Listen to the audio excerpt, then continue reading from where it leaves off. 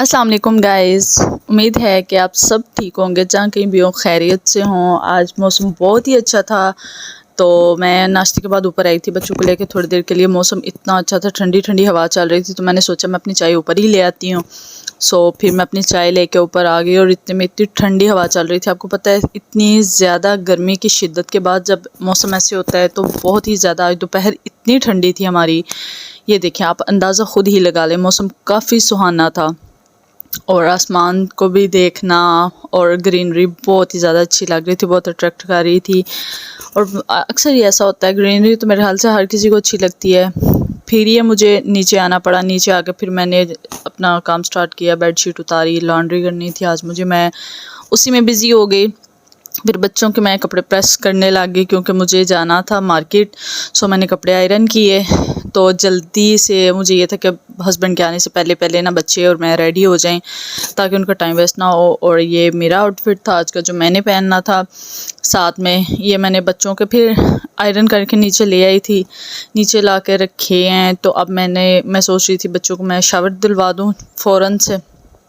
बच्चों को शावर दिला के मैंने बिठाया है, शावर ले चुके हैं। बहुत ज़्यादा तंग कर रहे थे, बहुत ही ज़्यादा। ये तो उन माओं को पता होगा कि कितना मुश्किल होता है बच्चों के साथ मैनेज करना, घर भी और साथ में व्लॉग बनाना बहुत टफ़। फिर मैंने अपने लिए चाय बनाई, चाय को मैंने तेज़ गर्म किया और काफ़ी ज़्यादा मैं जब आके बैठी तो बासिम के सामने जब मैं इसे कैमरा रखती हूँ तो ये बहुत शरारतें करता है।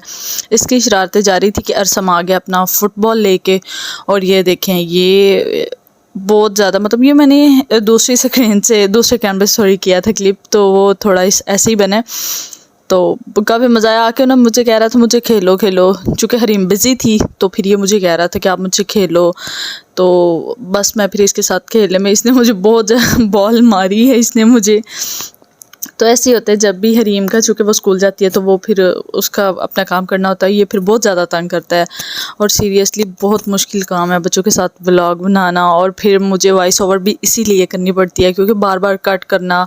और मैं सारी उन माओं को बताऊँगी व्लॉग कैसे बना सकती हैं और कैसे मैनेज कर सकती हैं। फिर ये मैं मार्केट की तरफ हम लोग चले गए, तकरीबन रात को 8 बज चुके थे। चूँकि मुझे अपना ड्रेस लेना था, मैंने बताया था। तो मौसम कुछ ये कि रात को चलें, ये है कि थोड़ी गर्मी कम हो जाती है इस वजह से। और मोस्टली मेरे हस्बैंड का फ्री होने का टाइम भी यही होता है। उन्होंने मुझे बोला कि मेरे पास ज़्यादा टाइम नहीं है, तो बस मैं बच्चे लेके गाड़ी में बैठूँगा, तुम जाके अपना ड्रेस पसंद कर आना। तो मैं गई तो थी, मैंने खादी पे देखा, आइडियाज़ पे, ओरिएंट पे सबसे पहले मैं गई। तो मुझे समझ ही नहीं आ रही थी कि मुझे कैसा ड्रेस चाहिए, मुझे फैंसी में चाहिए या कैजुअल में, मुझे कुछ समझ नहीं आ रही थी। मैंने सारा घूम फिर के देखा है, लेकिन फिर भी मैंने हस्बैंड से बोला, मैंने कहा आप मेरे साथ चले, मुझे कुछ समझ नहीं आ रहा है मैं क्या लूँ क्या नहीं।